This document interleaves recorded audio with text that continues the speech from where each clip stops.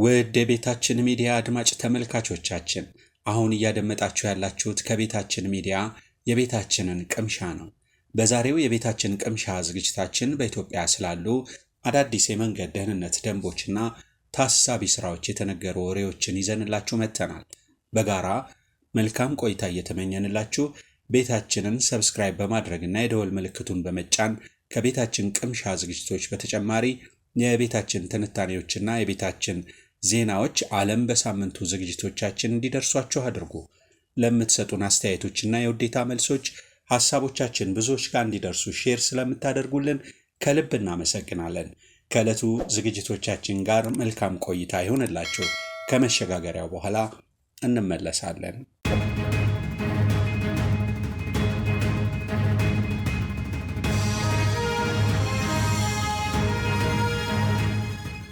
የህዝብ ትራንስፖርት ተሽከርካሪዎች ወጥ ቀለም ሊቀቡ ነው።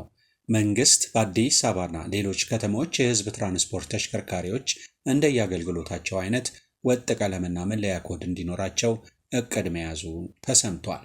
የተሽከርካሪዎች ቀለምና መለያ ኮድ ከከተማ ከተማ የተለያየ ይሆናል ተብሏል። የህዝብ ትራንስፖርት አገልግሎት ሰጪ ተሽከርካሪዎች ሹፌሮችም ወጥ የደንብ ልብስ እንዲለብሱ ለማድረግ መታሰቡ ተነግሯል። የትራንስፖርት ሚኒስትር ዶክተር አለሙ ስሜ ያረጁ ተሽከርካሪዎችን ከህዝብ ትራንስፖርት አገልግሎት ውጪ ለማድረግ እንደተወሰነ ሰሞኑን በአንድ ስብሰባ ላይ መናገራቸው መዘገቡ ይታወሳል። ይህ ዘገባ የዋዜማ ነው።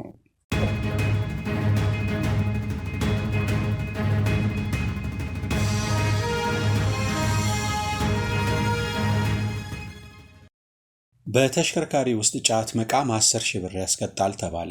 በትራንስፖርት ተርሚናል ውስጥ መጠጥና ጫት መጠቀም ተከለከለ። ለመጀመሪያ ጊዜ ጥፋት 10,000 ብር ቅጣት ይጣላል። ለሁለተኛ ጊዜ ቅጣት ውሉ ይሰረዛል ተብሏል። የአዲስ አበባ ከተማ ትራንስፖርት ቢሮ ያዘጋጀው ደንብ በህዝብ ትራንስፖርት ተርሚናል የአልኮል መጠጥ የጠጡ ጫት የቃሙና ሲጋራ የሚያጨሱ ሰራተኞች ባሏቸው ኢንተርፕራይዞች ላይ ቅጣት የሚጥል መሆኑ ተነግሯል።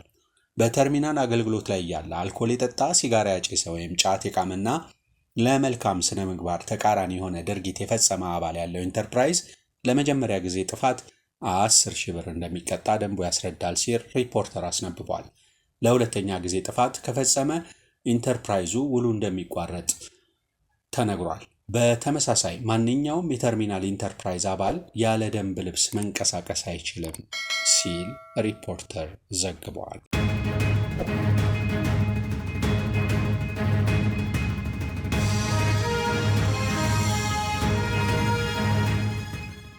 የተሽከርካሪ ታርጋ አይፈታም፣ ክልክል ነው። ደንቡም ላይ ተቀምጧል። የመንገድ ደህንነትና መድን ፈንድ ተሳፋሪ ለማውረድ ክልክል የነበሩ ቦታዎች እየተፈቀዱ ነው። ተጨማሪ ቦታዎችም እየታዩ ቅሬታ የሚነሳባቸው ቦታዎች ላይ ከሚመለከታቸው አካላት ጋር እየተነጋገርን ነው። ከነሐሴ 13 ቀን 2016 ዓ.ም ጀምሮ በስራ ላይ የዋለው የመንገድ ትራንስፖርት ትራፊክ መቆጣጠሪያ ደንብ ቁጥር 557/2016 ተግባራዊ ከሆነ 8 ወራት ተሻግሯል። ነባሩ ደንብን በመተካት ተሻሽሎ የወጣው ደንብ የጥፋት እርከን በ3 በመክፈል የትራፊክ ቅጣቱንም ከ500 ብር እስከ 1500 ብር ከፍ አድርጓል። ደንቡ የከተማ የፍጥነት ወሰንን በ50 ኪሎ ሜትር በሰዓት ከመወሰኑ በተጨማሪ የራዳር መቆጣጠሪያ የሚያውኩ መሳሪያዎችን ይዞ መንቀሳቀስን ከልክሏል። በተጨማሪም አደጋ አድርሰው በአደጋው ሕይወታቸው ያለፈ አሽከርካሪዎች የአደጋውን ምክንያት ለመመርመር ሕይወታቸው ካለፈ በኋላም የደም ናሙና እንዲወሰድ የሚፈቅዱ አዳዲስ ጉዳዮችን አካተዋል ተብሏል። ደንቡ ተግባራዊ ከሆነ ጀምሮ የቅጣት ገንዘቡ የተጋነነ ነው የሚሉ ቅሬታዎችን ጨምሮ ያለ አግባብ እየተቀጣን ነው የሚሉ አቤቱታዎች በአሽከርካሪዎች ዘንድ ይሰማሉ። ቲክፋ ኢትዮጵያ ደንቡ ተግባራዊ ከሆነ ጀምሮ ውጤታማነቱ ተገምግሟል ወይ? ስለሚነሱት ቅሬታዎች ምን ምላሽ አላችሁ? ሲል የሚመለከተውን አካል ጠይቋል። የመንገድ ደህንነትና መድን ፈንድ ህግ ትግበራ ዴስክ ኃላፊ ወይዘሮ ብሪክቲ ባህሩ ለቲክፋ ኢትዮጵያ እንደተናገሩት ደንቡ ከወጣ ጀምሮ ሁሉም ክልሎች እንዲደርሷቸው ተደርጓል። ከደረሳቸውም በኋላ የማስተዋወቅና ምን ተሻሻለ የሚለውን ነገር የማሳወቅ ስራ ሰርተናል።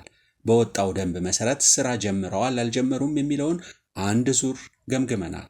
አብዛኛው ክልል ጀምሯል ማለት ይቻላል።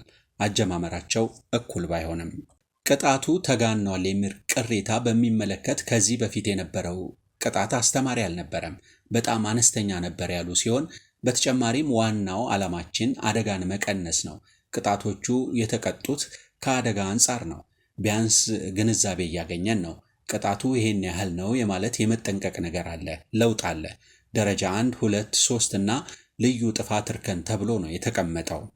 አሽከርካሪዎች ደጋግመው ሊያጠፏቸው ይችላሉ የተባሉትን ጥፋቶች ከመጠናቸውም አንጻር ታይቶ በአንደኛ ደረጃ የጥፋት እርከን የተቀመጡት፣ ሁለተኛውና ሶስተኛ ደረጃ ላይ የተቀመጡት ከበድ ያለ አደጋ ሊያደርሱ ይችላሉ ተብለው የተለዩ ጥፋቶች ናቸው። ቅጣታቸውም ከ1500 ብር ሆኗል።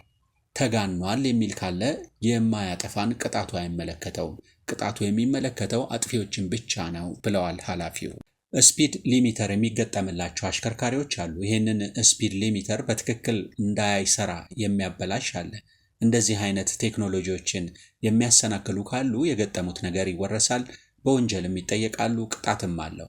ይህንን አይነቱን ጥፋት የሚያጠፉ አሽከርካሪዎች እንዳሉ ከዚህ ቀደም በተሰሩ ጥናቶች በመታወቁ በደንቡ ላይ እንዲካተት ሆኗል። ከዚህ ቀደም በነበረው ደንብ ላይ ጠጥቶ ወይም አደንዛዥ ዕፅ ተጠቅመው አደጋ ያደረሰና ሕይወቱ ያለፈ አሽከርካሪ ላይ ጠጥቶ ይሁን አይሁን ለማረጋገጥ የሚቻልበት መንገድ አያስቀምጥም ነበር። በአሁኑ ደንብ አሽከርካሪው በሕይወት ባይኖርም የደም ናሙና እንዲወሰድ ተፈቅዷል። አተገባበሩ ላይ መመሪያ እየተዘጋጀ ነው። ተሳፋሪን ለማውረድ ክልክል የነበሩ ቦታዎች እየተፈቀዱ ነው። ተጨማሪ ቦታዎችም እየታዩ ቅሬታ የሚነሳባቸው ቦታዎች ላይ ከሚመለከታቸው አካላት ጋር እየተነጋገርን ነው። ሕጉ ገና መውጣቱ ነው። ረዥም ጊዜው አይደለም። መሬት ላይ ያለ ሁኔታ ምን ላይ ነው ያለው ለሚለው ከሁሉም ክፍል የተውጣጣ ቡድን በስራ ላይ ነው። ከዚህ ቀደም አሽከርካሪዎች ተደጋጋሚ ጥፋት ስለሚያጠፉ የትራፊክ ፖሊሶች ታርጋ ይፈቱ ነበር፣ መንጃ ፈቃድም ይወስዱ ነበር። አሁን ላይ የአዲስ አበባ ትራፊክ ማናጅመንት ይህንን የሚያስቀር መተግበሪያ ያበልጽጓል። ከዚህ በኋላ ሰሌዳ መፍታትም ሆነ መንጃ ፈቃድ መውሰድ ሳያስፈልግ አሽከርካሪ የሚቀጣበት አሰራር ተግባራዊ ሆነዋል። ከዚህ በኋላ ታርጋ አይፈታም። ታርጋ መፍታት ክልክል ነው። ደንቡም ላይ ተቀምጧል። ሲስተሙ ይፋ ተደርጓል። ወደ ተግባር እየገቡበት ነው። ተሞክሮ ተወስዶ ወደ ክልሎችም የማስተዋወቅ ስራ ይሰራል።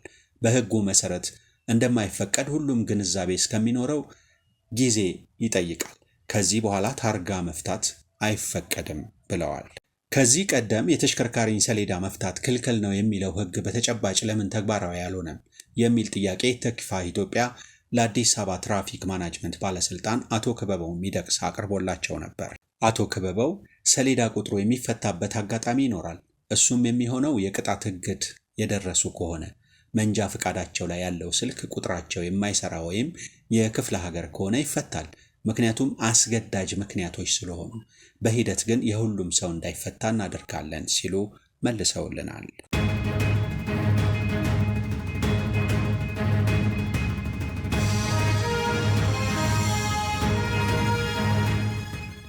ወደ ቤታችን ሚዲያ አድማጭ ተመልካቾቻችን የዛሬውን የቤታችንን ቅምሻ ዝግጅት በዚህ አጠናቀናል። ከቤታችን ስትወርዱ ገጻችንን ሰብስክራይብ፣ ላይክ፣ ሼር፣ ኮመንት ማድረግ አትርሱ። መልካም ጊዜ ይሁንላችሁ።